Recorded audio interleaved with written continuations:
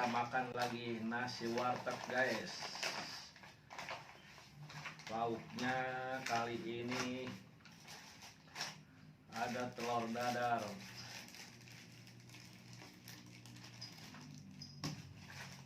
tempe orek guys,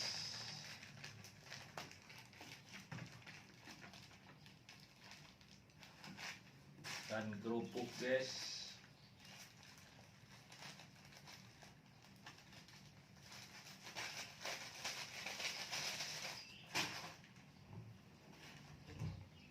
Dan ada mie goreng. Oke guys, kita minum dulu. Seperti biasa, sebelum makan kita berdoa dulu.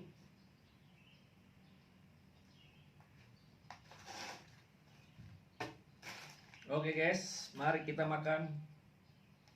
Bismillahirrahmanirrahim.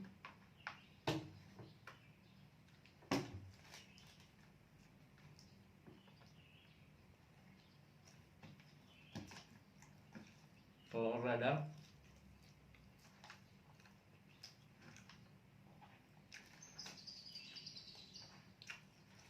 tempe orek,